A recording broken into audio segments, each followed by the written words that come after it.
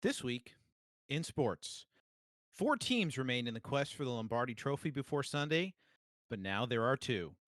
In the NFC, if I were to tell you that the 5th seed team, which is based in Florida, with a head coach famous for saying no risk it, no biscuit, whose defensive coordinator was fired by the New York Jets, whose quarterback is 43 years old and threw 3 picks in the second half.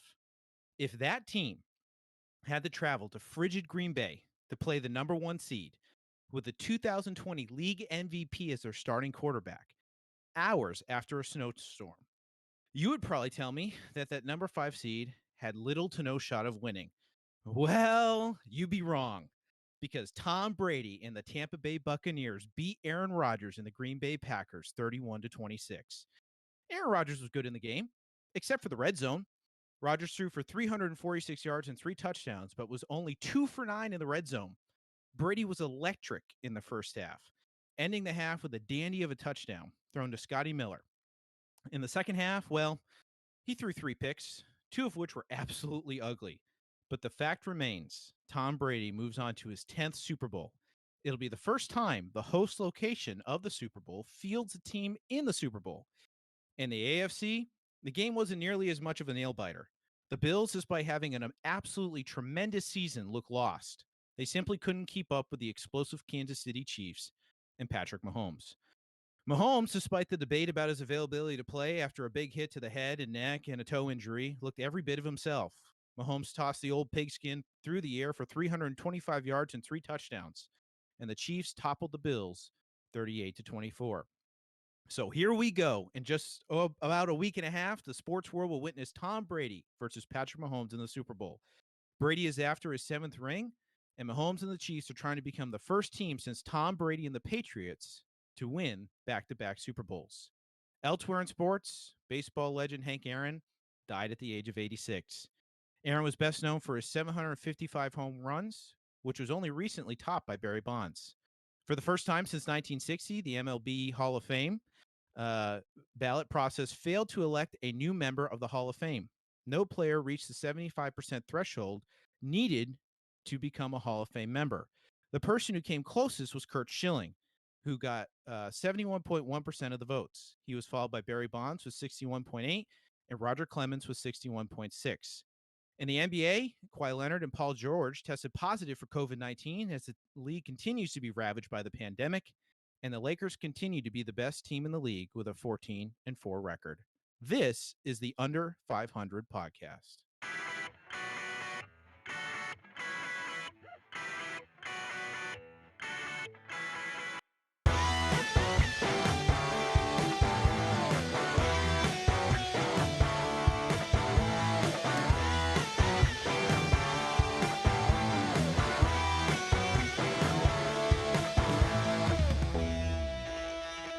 All right, everybody, welcome back into the Under.500 podcast. I am Tyler.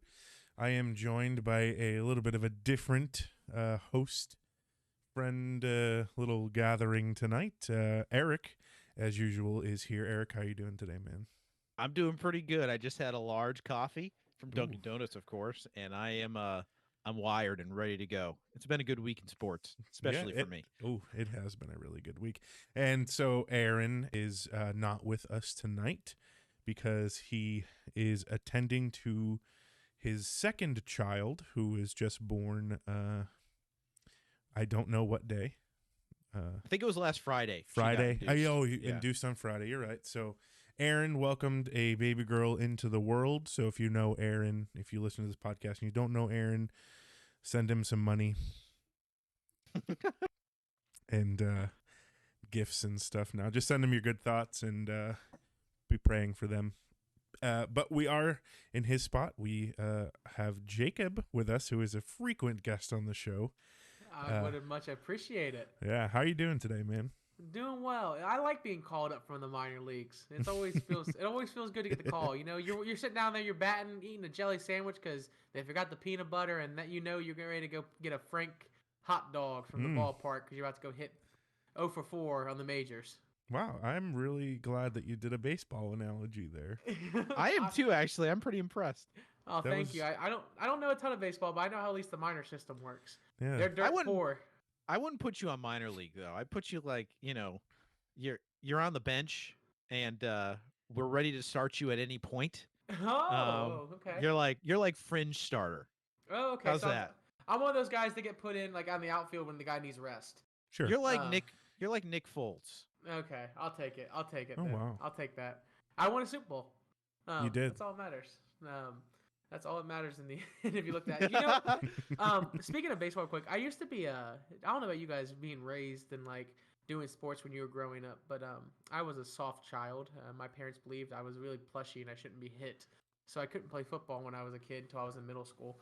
But I was allowed to be the bat boy for the Miami University Redhawks. And that was probably one of the coolest experiences I ever got to do was being a bat boy for a college baseball team. Oh, wow. Yeah, so I was Really? interesting. Yep, I got to be a bat boy for 3 years. I was on the team. I was part of the team photos. I had my own little jersey. I got to go out there and throw with the players. It was cool. It was definitely my uncle Butch. He was the third base coach for them. Oh, wow. That's how I got the gig. So, Oh. but I didn't love baseball. I'll tell you that right now. I hated it. I always asked. He come off the field. And he's like, "What are you doing?" I was like, "Can I get $1 so I can go get a hot dog?" I'm so bored. He's like, "We're about to hit," and I was like, "Just tell him to throw it to the side. Like, I'll pick him up afterwards." I hated it. Wow, Oh, that's actually really cool. That's like a dream job of mine. But It bat would be boy, cool. ball. Well, they don't. I know at Fenway Park they don't do ball boy. They do ball girl in the left and right field. But that's like a dream job of mine, just to sit in Fenway and watch the games and catch balls. Like that'd be sick. I know a lot of people who end up getting jobs at the ballparks just to walk around and hang out with fans or just to clean up trash. So some people like that stuff. I love being part of the sport in any way I can. We had classmates when we were in college that would get like security gigs. I can think of one guy in particular, a security gig over at Gillette Stadium. Oh, I don't know wow. how much of the game he got to watch, but I mean, he got to be there during You game get to time. be there. So, Yeah, that's really cool. so that I was would really love cool. that. I would It's love super that a cool. lot. Yeah, that's awesome. We have a lot to talk about this week. Mm.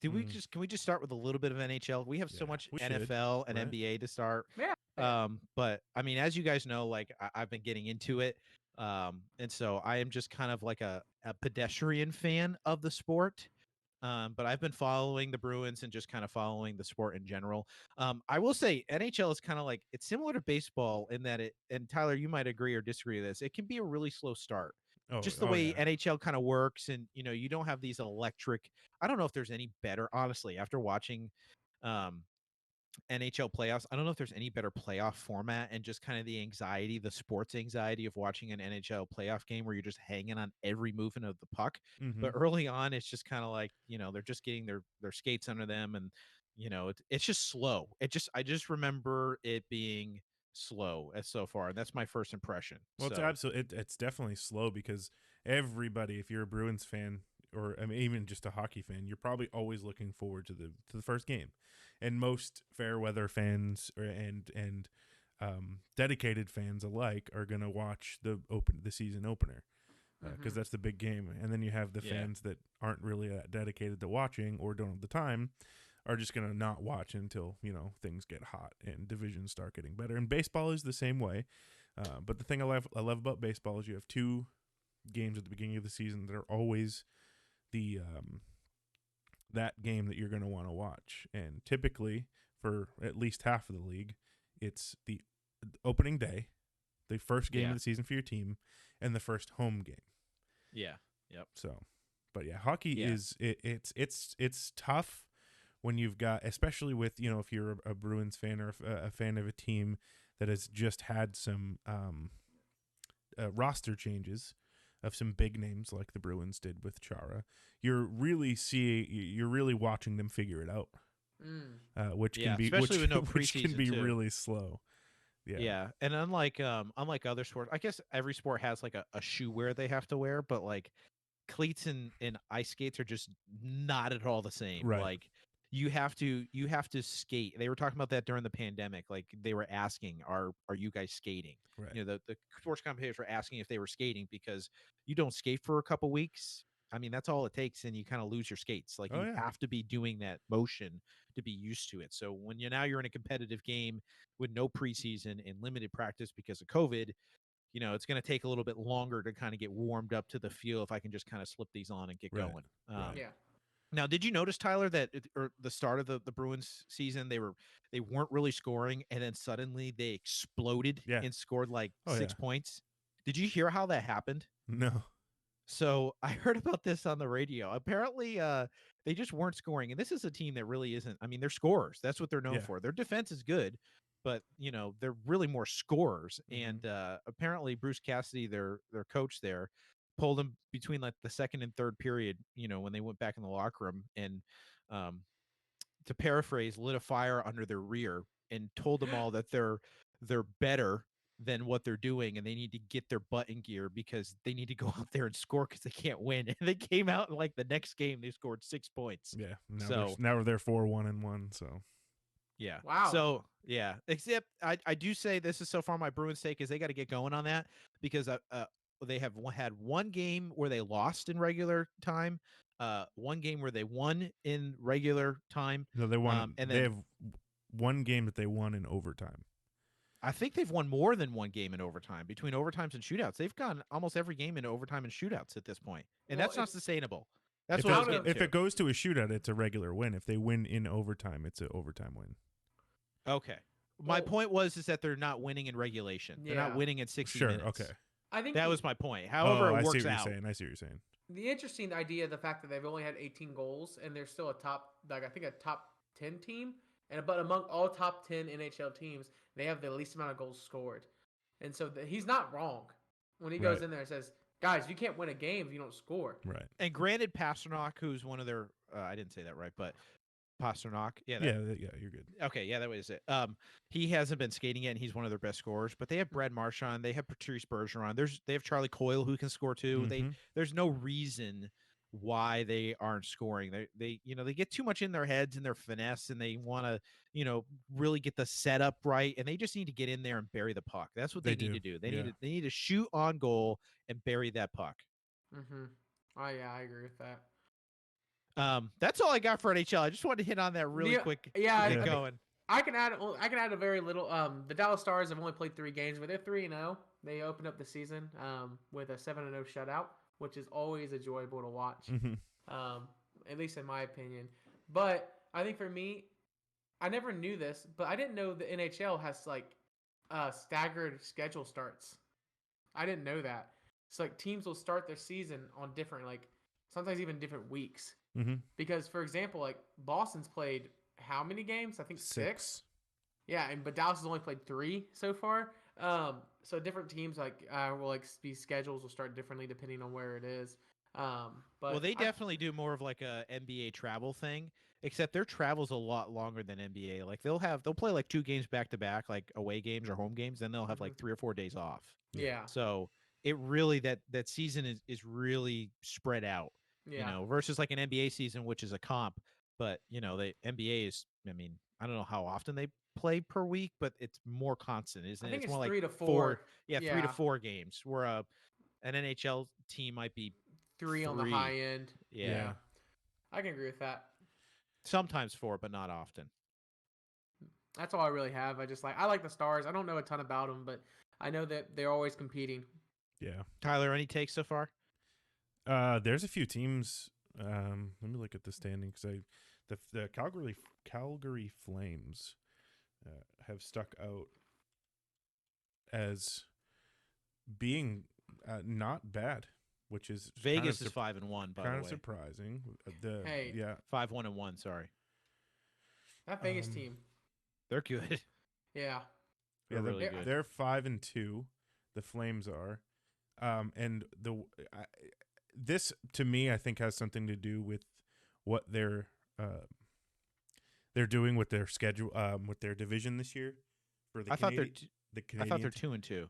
Who? There's a games played, and then there's. Oh, I'm sorry. They're 2-2. wins, losses. Wow. Yeah, I they're looked at 2-2. that completely. Yeah. Anyways, they look good. And I think this has something to do with the way that they're doing divisions in the NHL. Is all the Canadian teams are only playing the Canadian teams, Right. Yeah. which was smart. But I think it mixed up divisions a little bit for some of these teams. But Plus, it's a challenge because now you have a lot of East Coast, West Coast thing. Like you don't really think about that in Canada, but Vancouver to Montreal, that's a trek. That's a hike. That's a That lot is of a miles. hike. Yeah. It's gonna make this definitely interesting. Go ahead, Tyler. Yeah, that's all I gotta say. I mean, the Canadians, the awful Canadians, are off to a 4-0 start. That's Ugh. that won't be scary come June. I think it'll be fine. You hope it's going to be fine. Yeah, I mean, yeah. So, I mean it's just, like you said, it's kind of off to a slow start. Like you can't really take much away from 8 games played. No. Give it a solid month or two, and you'll be able to see the teams that are going to be serious in the playoffs and the teams that aren't. Right. So let's jump into this NFL. Where do you guys want to start? What game do you want to start with? What thought do you want to start with? Because I got a few thoughts. Let's but go ahead and I'll let you guys start. I kind of want to start off with the. I know, Eric. Let's save the best for last. I know we. We're ready to pop off. Like we're ready to celebrate. I think this is going to be really good. But let's save that for last. Let's talk about this Chiefs versus the Bills. Okay. We can talk about that. I'm So- okay with that. So Tyler, what do you got? I mean, I know you were all hot and bothered for Josh Allen. Josh Allen. He looked lost. He did. He looked like 2018 Josh Allen. Well, He maybe did. not that bad, but just throw the ball away. How are you trying to get out of the sack? Throw it away. Yeah. I don't know what he was doing. He looked lost. That's a really good way to put it. I think he was crumbling under the pressure. I kind of think thought that he's their a game young- plan was crumbling under the pressure too, though. Like they overthought it.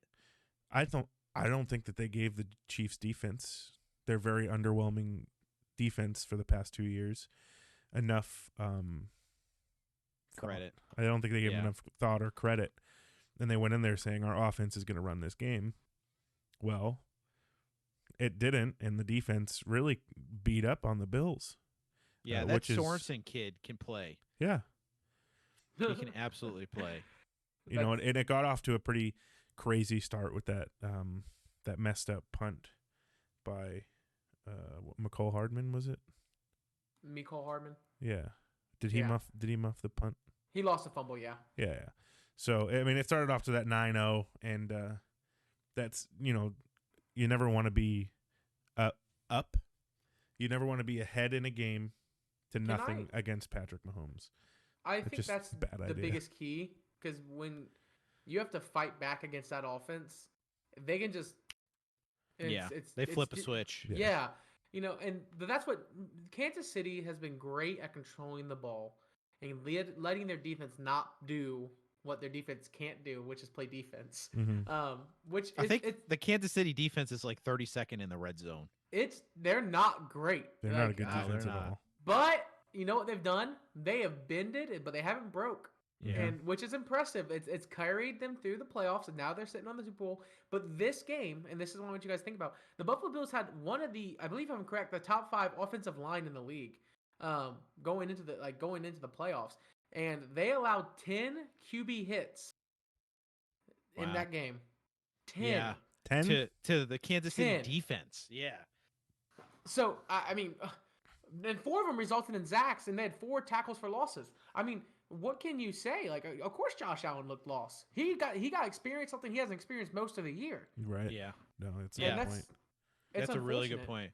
I think the part of the game plan that kind of I was rolling my eyes at, and we talked about this once in our alumni group chat. I had said I heard some crazy stat where like the points differential that Patrick Mahomes has whenever he gets the ball back, like it's like you kick the ball off or punt the ball to him, it's like a 70% chance he's gonna get a touchdown. So you can't win against Patrick Mahomes kicking field goals. So that 9 and 0 start.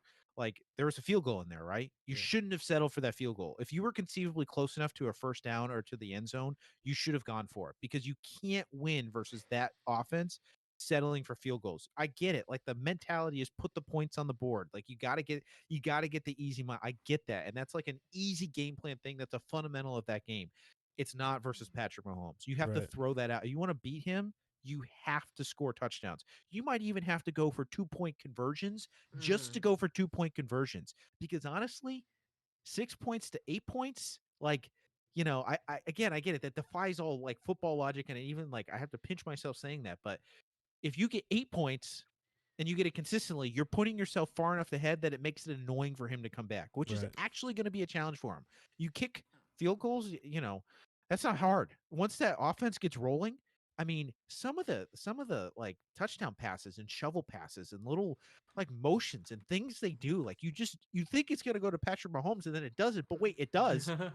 And then it's before you know it, it's 40 yards downfield, and Travis Kelce's got 4 men hanging off him as he got 15 yards in through the air and another 35 with his Right. feet. Like you just gotta score touchdowns versus those guys. I Mhm. think I think the issue I think you hit on the head was the settling for field goals. Because when you look at it, their very first drive, they came out and they drove 10 plays for only 3 minutes and 33 seconds, but they were averaging 4 yards a play.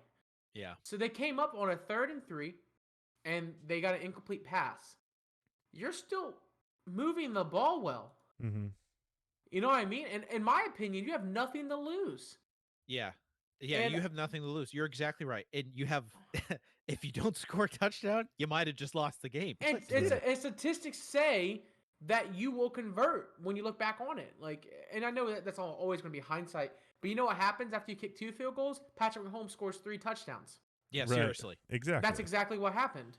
And then so you go into the half, it's 21-12, and now you know what they had to abandon, which is really sad, but they had to abandon the run game, which I shouldn't say this because as a team they averaged 7.2 yards a carry, but it's all because of Josh Allen. Right. It wasn't because of their running backs. But whenever you have to abandon the run game, their total running back core accounted for 11 rushing attempts the entire game. Yeah, that's not good enough. You You have to be balanced. Yep, and it doesn't work. And so I think Sean McDermott got outcoached, guys. I think it's about as simple as that. Oh yeah. And does Josh Allen look like a terrible quarterback?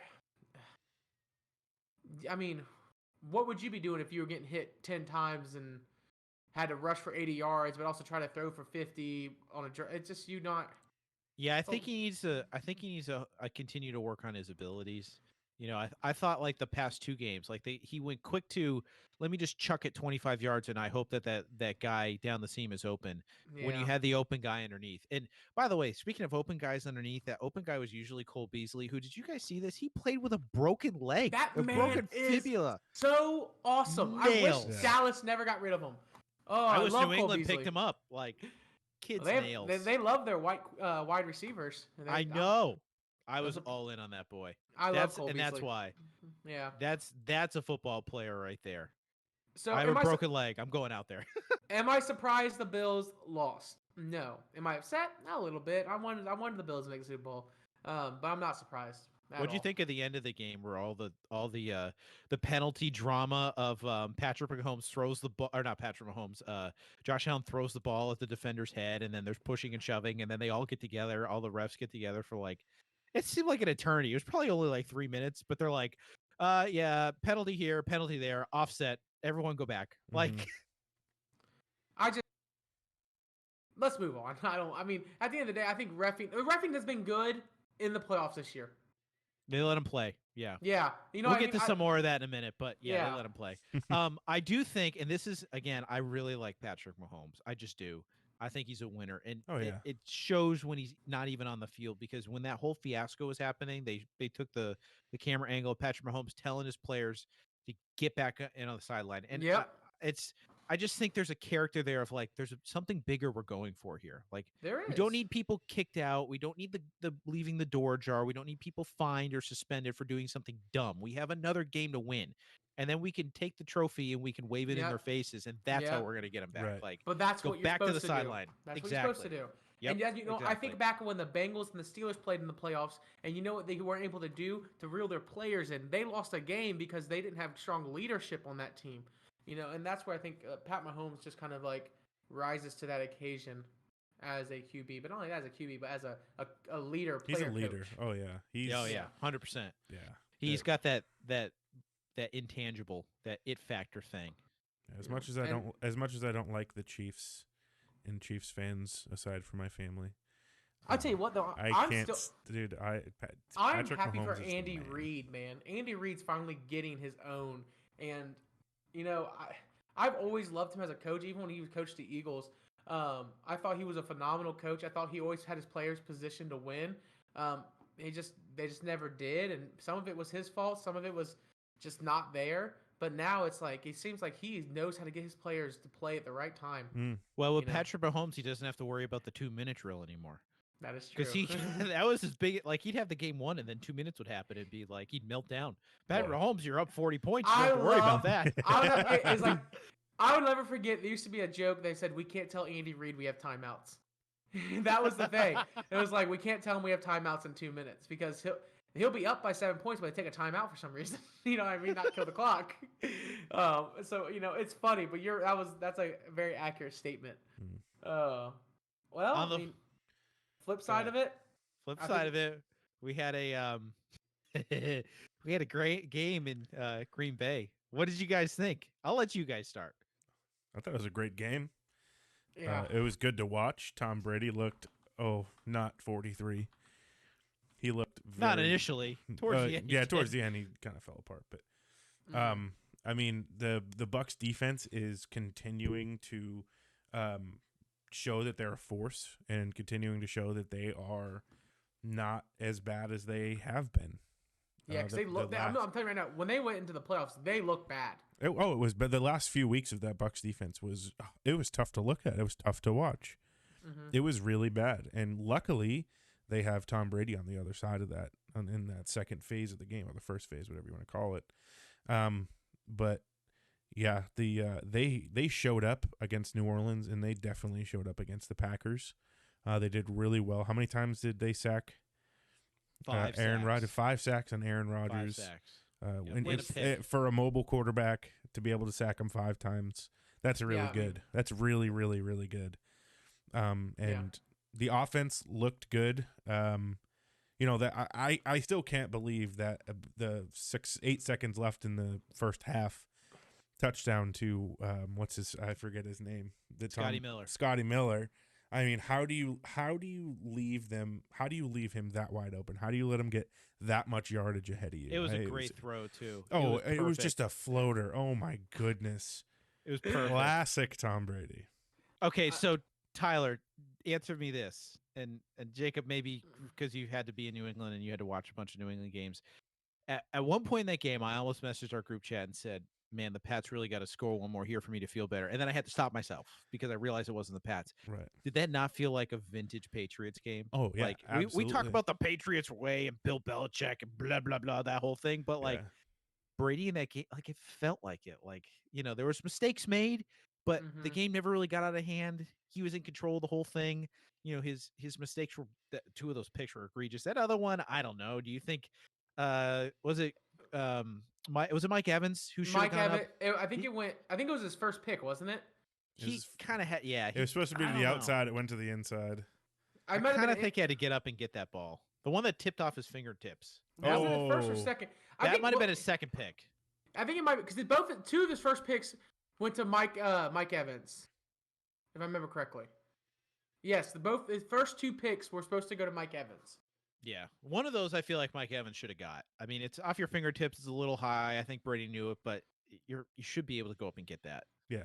Oh, absolutely. And the other one too. Well, I mean, the other one when it was over by the sideline, when he just completely underthrew it and threw it on the inside, that was all Brady's fault. Yeah. Mike Evans wasn't even turned around yet. But did it feel like a Patriots game? Well, so I was just gonna say because I watched every single one of the Buccaneers games this year. Everyone that I could at least, and I have never been vocal about it. But this past, it's a championship game, and it's number 12, and I just every time they scored or did something, I like audibly yelled like, "Yes, let's go!" Like, and I'm like, wait a second, I'm not a Buccaneers fan. Why am I doing this? Yep. And it's just proving, Aaron says this all the time. He thinks he's a little bit more of a Tom Brady fan than he is a Patriots fan. That's not true for me, but yeah, I agree. I'm like leaning. I'm right on the edge of that because Patriots I'll are always out. be Tom Brady's in. What do I have to lose? Exactly. Like this is amazing. So sorry, Jacob. We're just drooling over here over Brady. Yeah, sorry. Well, guys, here's the thing. Tom Brady. and I'll forever admit it, is the greatest quarterback of all time. There's no argument now. There never will be an argument almost until, Pat Mahomes wins 6 or 7. If he wins 6 and 7, I don't know. But that's the thing. Like, I didn't expect it to be as close. When we went to the half, I thought Tom Brady was running away with it. In the championship game, I thought they were just going to cruise to victory, and then Aaron Rodgers does what Aaron Rodgers does best, and he starts chucking up some balls and starts trying to make the game interesting. But when they played the first time, I think in week 5 or week 6, I mean the Tampa Bay completely just walked all over them. Yeah, had their way. It was really embarrassing. Aaron Rodgers looked stupid.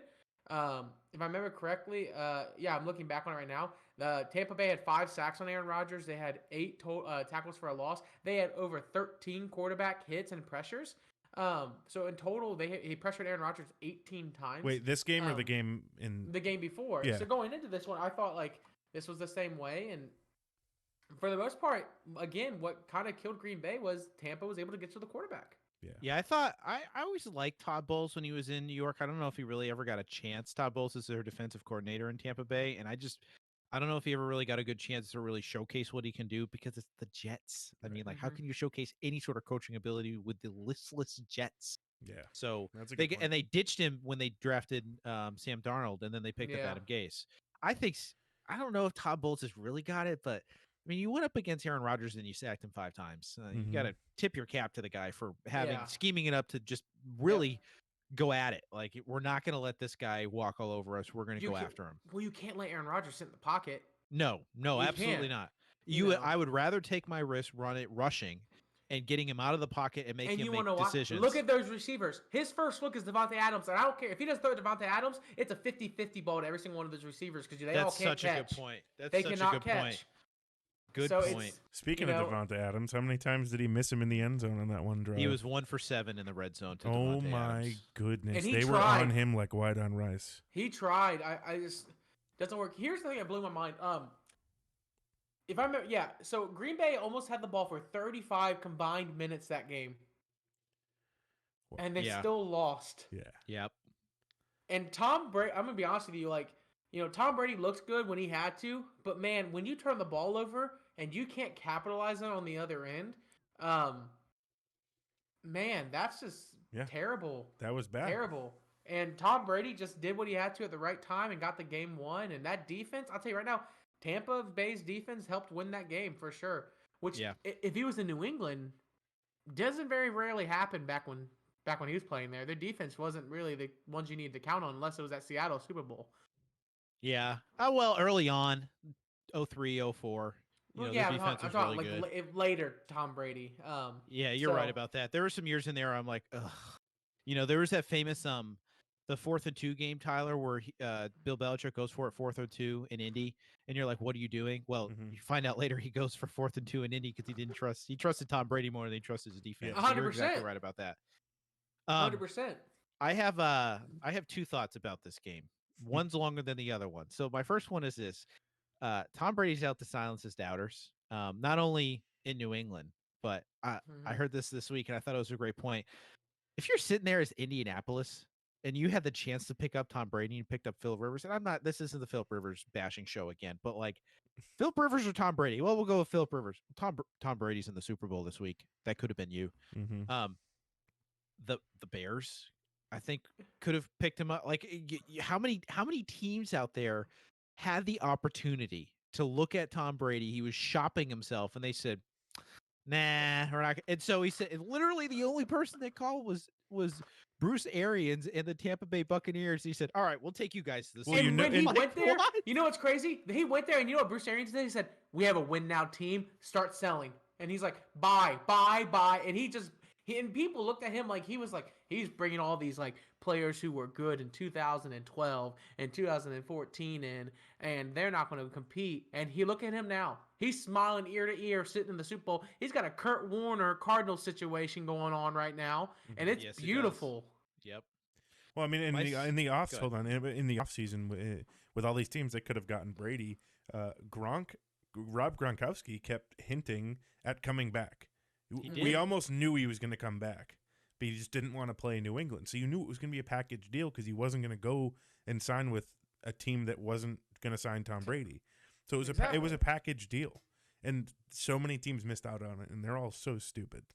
Yeah, can you imagine sitting there knowing you could have got Tom Brady and potentially Rob Gronkowski, and you went, "Nah, we like what we got." Yeah. Well, let's also think of now they're sitting on. This is the part that blows my mind. Is now we're looking at that team like you have Leonard Fournette, which don't get me wrong, he's not the same runner he is, but he's still a talented runner. Oh, yeah. You have Antonio Brown. You have Mike Evans. You have Scotty Miller. Like what? Who now thinks he's the fastest wide receiver? You got young talent, you got established talent, also Yeah, a put together team. Gosh, it happened so quickly, like in a blink of an eye, and it plunged them right into the Super Bowl. You know, who didn't believe super teams are able to be made in the NFL? You know what I mean? Well, who didn't think that was capable? Because I didn't. They might be the first ones to roll that in. Yeah, that's might for see sure. a lot more of that now. Obviously, I think we're going to talk about the Super Bowl here in a minute. Oh no! I got one more thought. Well, that's what I was going to say. I said here in a minute because I think you're going to want to bring up something that's really important to you. Yes. So let's hear it. At some point, this so far we're in episode 12, I believe, and at some point, if you recall, I said that Aaron Rodgers was an underachiever, right? Yep. And Tyler, what's so funny? You ready for it? Or I'm just happy that you're saying it. Okay, so I'm really glad that you proved to be right about this. And then I got eviscerated via email. I know you're out there, Owen. I know you're listening. Aaron, I know you're listening. I got eviscerated. No, that's not true. He had a bad defense, blah, blah, blah, blah, this whole thing and that. And, okay, all right, okay. And so, you know what? I accepted that. And I said it at the time, and I'll stay consistent. You're right. He had bad defense.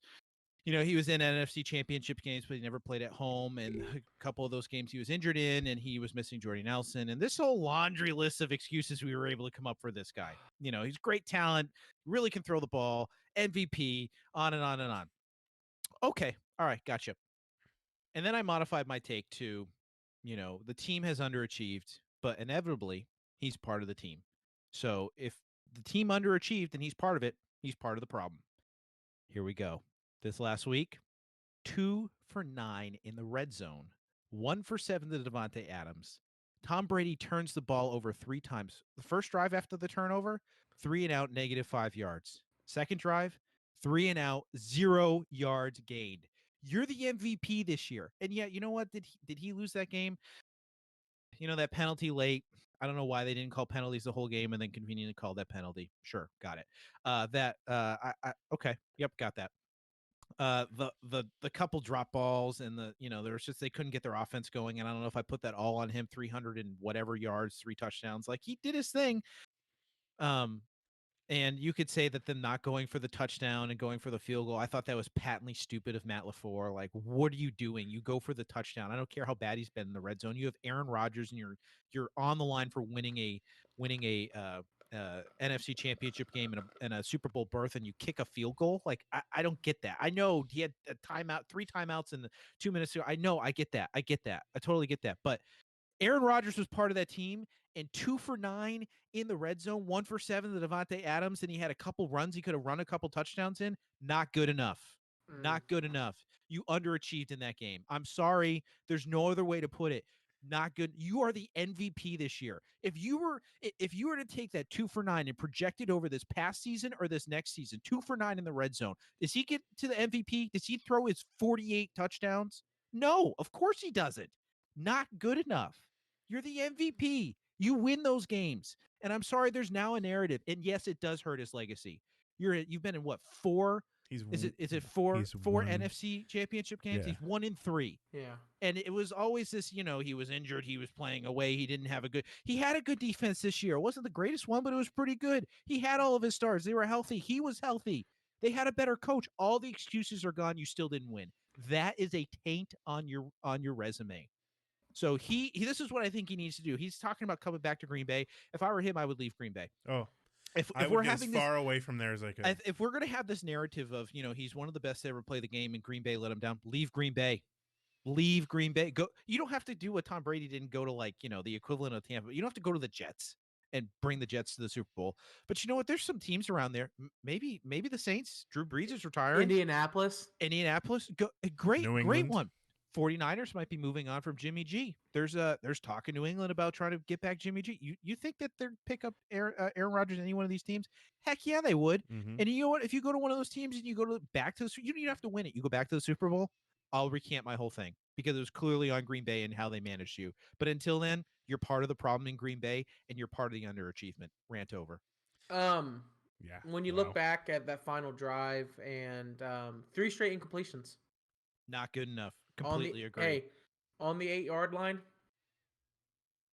What are we doing here, guys? Like, Right. I don't. And the sad part is, like, 2 of them went to Devontae Adams, trying to force the ball to him. I understand what you're going to do,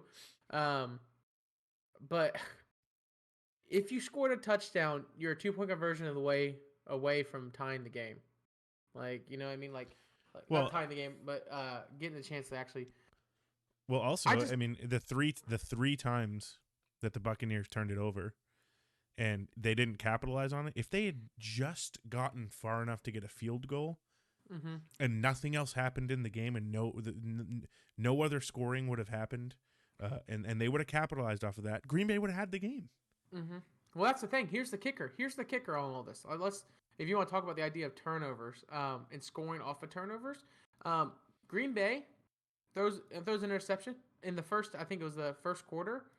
Yeah, but there was holding on that. But here's the thing. That interception happened. Tom Brady. Let's make excuses for Aaron Rodgers. Tom Brady holding.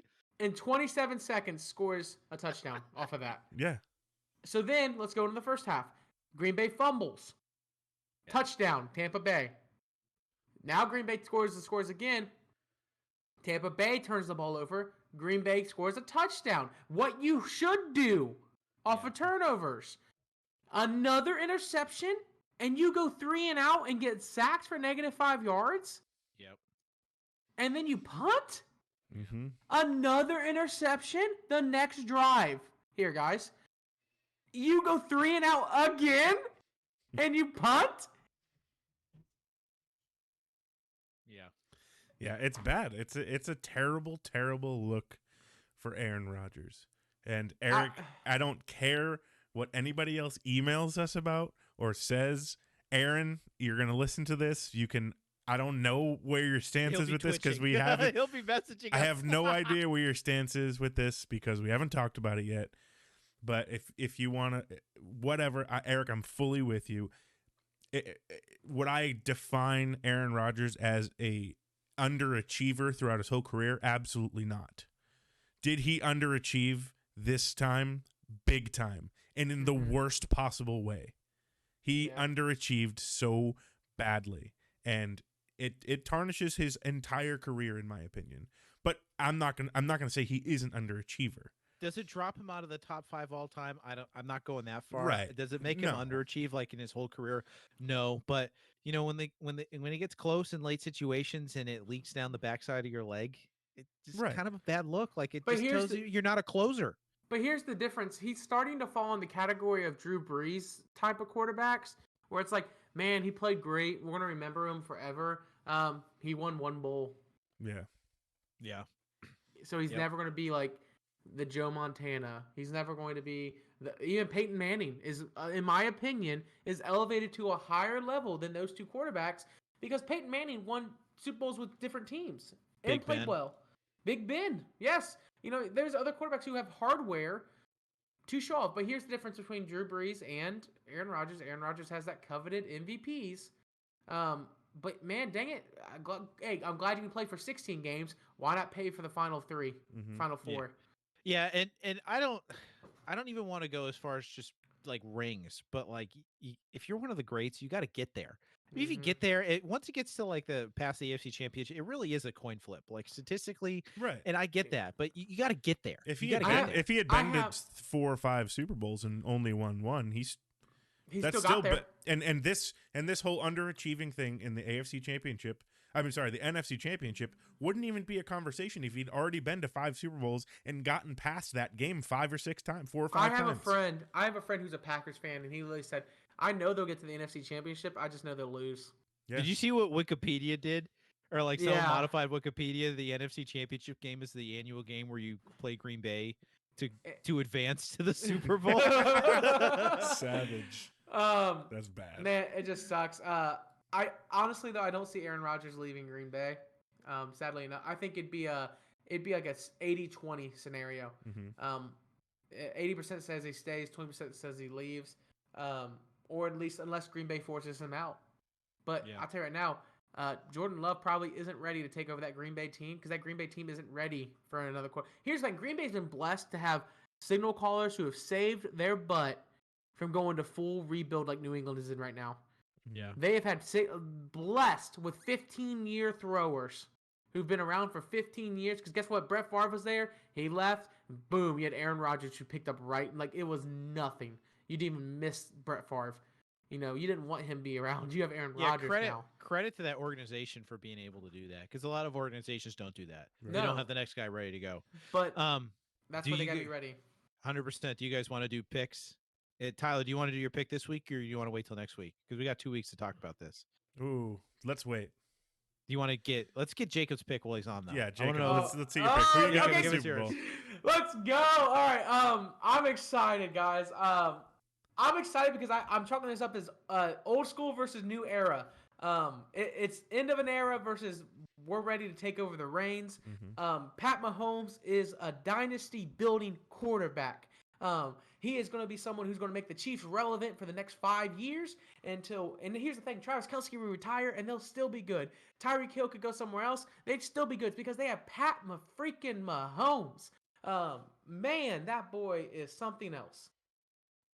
But on the other side, you have Western Tom Brady tipping his hat, shooting off a six-figure shooter out in the sky. Not ready to ride off into the sunset yet. He wants one big one before he leaves. It's tough. But there has to be a winner. And I think the Chiefs take it in the Super Bowl. Okay. Here's why. And if I was blatant as I can be, the Chiefs hang on to the ball where other teams don't. The Chiefs will get 30 minutes out of that ball guaranteed. They'll hang on to it for 30 minutes. And get 35 points. Yeah. Yes. Tom Brady can score, but Tom Brady will also can turn the ball over. And I think that's the key. If here's what I'm saying. If Tom Brady wants to win this game, he's got to be flawless. And he's got to be like squeaky clean, flawless. He cannot miss at all. Because the moment he does, Pat Mahomes is going to unleash and he's going to score. And I'm telling you right now, you don't come back. Is there anybody else though with 2 weeks prep time that you would think could beat Aaron Rodgers or Patrick Mahomes? Then it's Tom Brady. Here's the thing: if they're going against the Bills, it'd be not the Bills. I'm sorry. If they're going against Aaron Rodgers and the Packers, I would say Kansas City by a landslide. Like I'm talking like Seattle versus Denver landslide. That's where I would be at. If it was any other team in the NFC, it's the only reason I'm like this game's going to be juicy. This game is going to be fun to watch. This game's going to be exciting. Is because Tampa Bay's defense has been better, but they haven't played a quarterback like Pat Mahomes or an offense like the freaking Kansas City Chiefs yet. And then on top of that, they have Tom Brady. Yeah. And I'm never going to sit here and say I think this game is going to be within a touchdown, maybe less. It's going to be that big of a nail biter. I hope so. I hope it's a good shootout. Yeah. I need it. I need it. It'll be a good way to end the season. But I think the Chiefs take it. I will give it to them as the winners of this year's Super Bowl. Gotcha. So, Tyler, you and I will save our picks for next week. Jacob is picking the Chiefs. We'll jot that down. Can we do a quick baseball segment real quick, Tyler, before we move on to the NBA? Because I'm really upset with MLB right now. So Kurt Schilling, should he be in the Hall of Fame? I mean, who? Yeah, right? I'm sorry, what?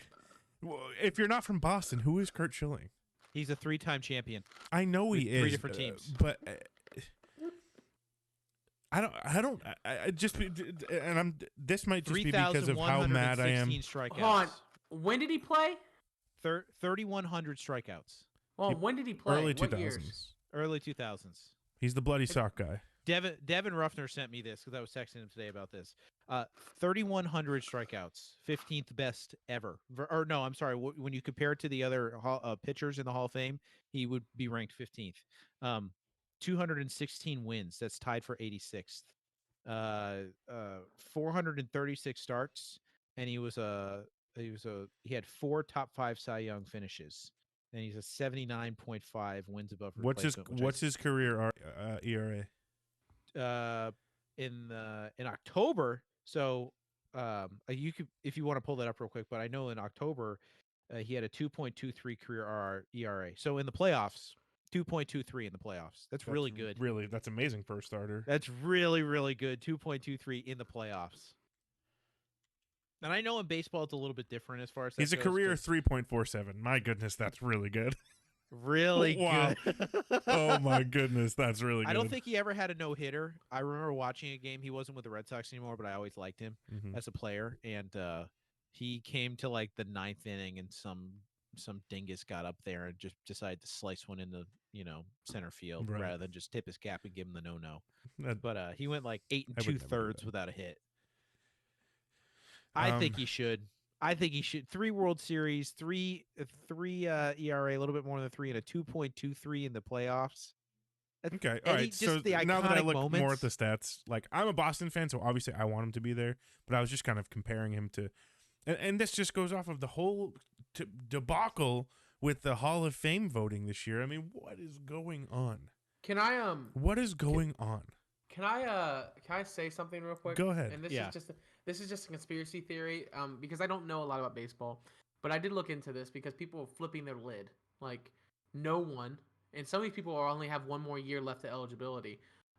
So people are kind of flipping out because there's no way that some of these guys will get in. But it is what it is. I don't know a ton.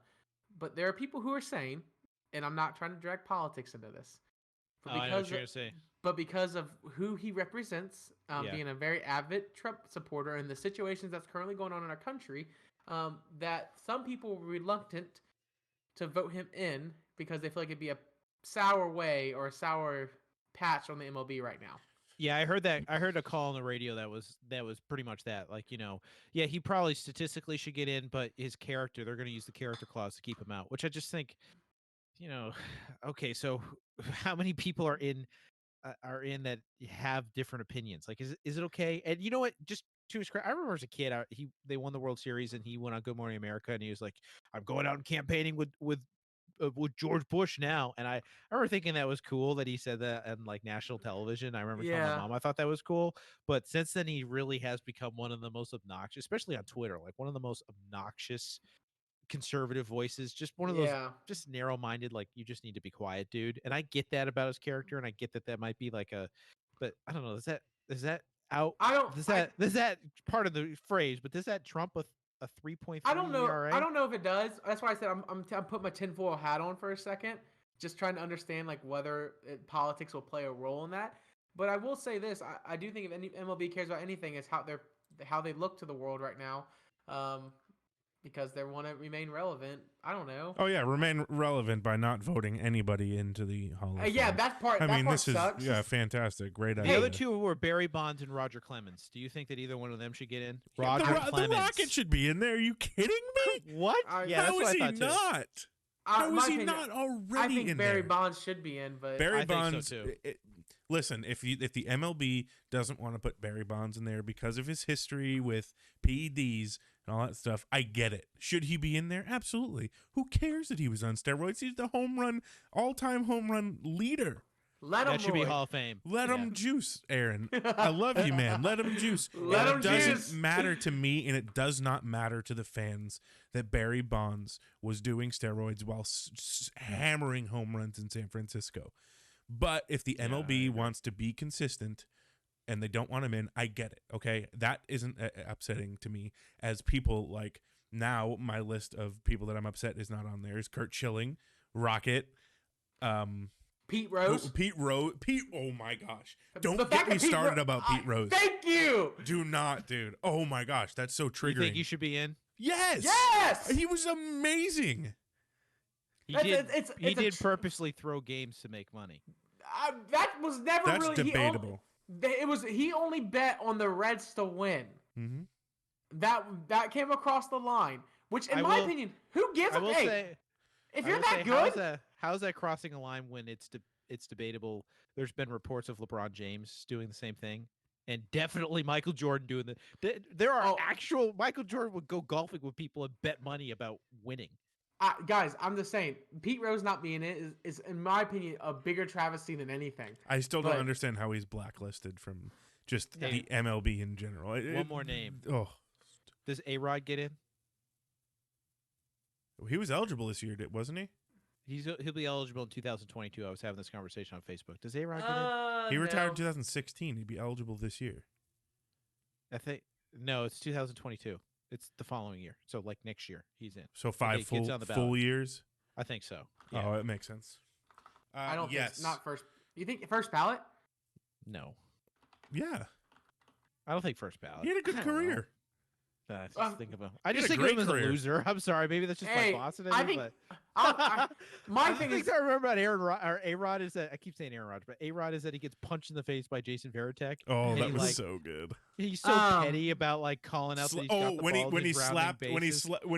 was going to first base and he slapped the ball out of Brunson Arroyo's hand. Oh man. Nathan Wooney's gonna be so triggered when he hears A-Rod. I don't think he actually ever liked David Ortiz is also on the ballot next year.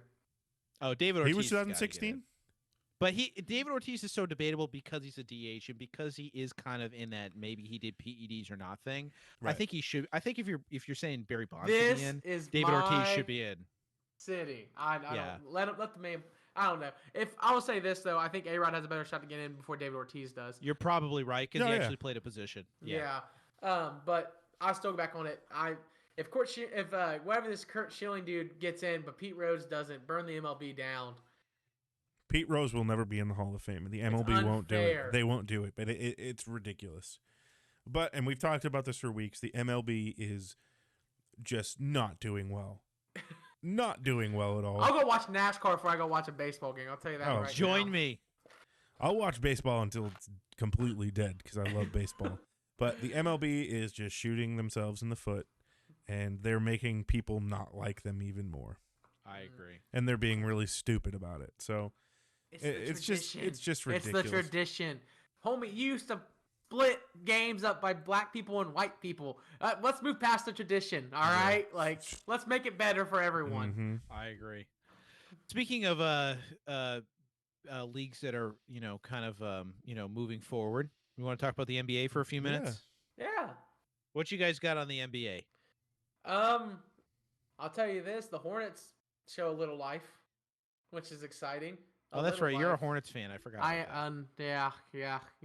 One day I would always hope that we'd at least win a playoff. A playoff series. Just one. If we could win one, I'd be happy. But it's not looking. I mean, when I say a little life, they're 7-11. They're the 12th in the Eastern Conference. But they're scoring. Gordon Hayward's scoring, which is good. You have to score to win. So at least that's happening now. But I don't know. I think if anything, they'll squeak in an 8 seed and they get swept by whoever's in the 1 seed. So it just sucks. But I've been watching a little bit about that. I think the surprising part for me is the Heat have been playing so poorly. The Heat and the Wizards. Russell Westbrook. I saw a stat today. I forget what it was. It was about how he's attempted 136 shots and he only has 136 points. Like, that is awful. It's something around that. Like maybe it's 150, but still, like that's not good. That's not good at all. He is struggling in Washington right now. Washington's a train wreck of an organization, and Russell Westbrook's on his way to being out of the league after this year. So that's pretty interesting in my opinion. Yeah. Well, so the Celtics are off to a kind of a weird start with COVID-19 hitting arguably their best player, Jason Tatum. But this past Monday night, he returned from quarantine, and he helped the Celtics win over the Bulls. And they went 2-3 without Tatum over a 5-game stretch. And they lost 2 straight games to the 76ers, which is not good for the playoff picture at all. Not good at all. So I don't, they're sitting in third place right now in the East. I don't think that they keep that because the KD, Kyrie Irving, and James Harden are starting to figure it out in Brooklyn. Yeah, and they're climbing up the rankings. I think they're going to start slowly moving up, and come time for playoffs, I think they're going to be that number 1 or number 2 seed. They're 6-4 in the last 10 games. The Nets are. Yeah. So Brooklyn's doing really, really good. Yeah, it's the Celtics aren't going to hold on to that 2-3 seed. I do think though. No, I think they're going to slide down. Oh, I think their stars just aren't there yet. Plus, they can keep using the COVID-19 excuse, which again, it just irritates me that the NBA can't get their act together with that because it's just kind of ravaging the league. And you watch the NBA for the talented stars, and when your talented stars aren't playing because they're catching COVID left and right, Kawhi Leonard and Paul George have been infected. Karl Anthony Towns. Yeah, and obviously Tatum as a Celtics guy. I just think there's got to be something that can be better managed about that. Right. I mean, obviously, I know that as far as the vaccine goes, they're not going to get the vaccine, and I know that they have actually kind of come out and said, I think, as a league that they're going to be trying to be some of the last people. I forget, they were the last for something else too. Like they purposely said, we're not going to, we're going to step back because there are people more important than us, which I appreciated about the league. Yeah. So obviously, these leagues that we like watching, they're not going to be the next in line. I know in New York right now there's like a 1A 1B thing, so I think they're in 1A, about to go in 1B, or maybe they just hit 1B, where 1A was like healthcare workers and essential workers that qualified, and then 1B is like elderly people and essential workers, and they keep moving down the list. I have no idea where NBA stars are going to line up in that. Probably very, very much in the middle of the pack. Yeah. So I don't know, but I do think that in the interim they need to do something, because I think though you watch Celtics, basketball for the stars. Yeah, the Celtics, the one thing they do have going for them is that the 76ers, I don't think will remain the top dog, because the 76ers are known for anything is people getting hurt in the middle of the season. So I think their players will get hurt, and I think they'll end up losing some of those games, and they'll end up falling down the totem pole. Now, whether the Celtics capitalize on it and they end up staying around that 3 to 4 spot, I don't know. I don't see it in them. I really don't. They have a very bad bench. But that's what I think it's going to lead to. The next conversation is Kemba Walker going to end up being traded from the Celtics? There's talks of that? I honestly didn't see any. Apparently, there's been rumors that the Celtics have been looking to shop Kemba to the Knicks. Whether or not that's true, is that a good thing for them? I mean, do the Knicks have anybody on their bench worth giving to the Celtics? I mean, I know the Celtics bench isn't that great, but it's bad. Is the Knicks bench really any better? Bad. I think the only thing that they can get from the Knicks that's worth it is picks. So just go for next year. Yeah, because he's like, Kemba hasn't been playing. If he has been, he's only been like 20 minutes, 20 to 15 minutes. He's got a knee thing, right? Yeah, he apparently has it's a nagging injury, but he's starting to come back from it. But the Celtics they're at the 3 seed right now, even though early in the season, without a Kemba. So if you're able to get players to stash for next year, for a player that you don't really haven't been playing already and still contend. Yeah, I wish more teams would be more in that long haul thing, because I really feel like those long haul, just in general in sports, just general sports take, the win now thing, I get it. If you have Tom Brady, he's 43 years old, you build around him. I get that. Mm-hmm. If you have LeBron James if you have LeBron James on your team and you have him locked up for a couple, you win now. I get all that. But if you don't have those kind of those game changers, ultimate starting position, players, ultimate players to build the team around, which LeBron James might be the best of that in all of sports and all of sports history. Like, he's one of those kind of guys. I don't know. If your guys aren't ready yet, you might punt away the medium talent to go get some picks, to go get some better talent. Like, right. who is that kid Hero in Miami? He was Tyler like Hero. Wasn't he a later round pick? He's a he was a middling pick, right? He came from Kentucky. Wasn't expected to be like one of the better Kentuckys. He's not like one of the top Kentucky players coming off, but he's been killing it. Yeah. This year, he's kind of fallen a little bit back down to being humbled. But last year he looked great, and the whole Heat's team isn't playing well either. So let's take that into consideration. But too. that's what I mean. So like, if you got rid of Kemba and you know who he is, you know what he's capable of, but you know he's got a nagging knee injury and it's never going to go away, and you got some middling picks and you took some chances on people that could be the next Tyler Hero, is that worth it? You put a Tyler Hero on a team with Tatum and Brown. Do you think that team could elevate? Oh, easily. The Celtics definitely need guard help. Right. They need spot up shooters. Kemba can be that, but he's got to play more minutes. You got to get him the spot where he can play more minutes. And I don't know if there's anybody you can really. I don't know. It's just tough. It's a tough thing. I think it's a tough balancing act when you look at that, knowing that he can be hurt, and you have to rest him and then play him, and then rest him and then play him. I don't know. That's more of like I love Kemba Walker. He's one of my favorite. I have his jersey. He's one of my favorite players in the league. I followed him since the moment he got drafted. I think if he goes to the Knicks, I think this is the decline of his career at that point, and it's officially admitting that he is 3 to 5 years out of being out of the league. Right.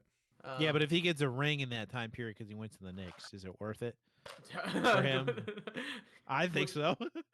If he goes to the Knicks and get a ring, I'm going to New York to celebrate. I'll say that much. Nice. That's how surprised I'd be. So I don't know.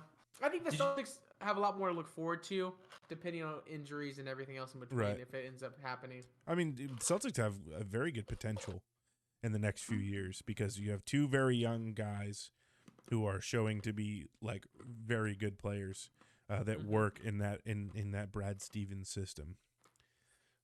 So really quick, did you guys see that interview that Donovan Mitchell had with Shaq?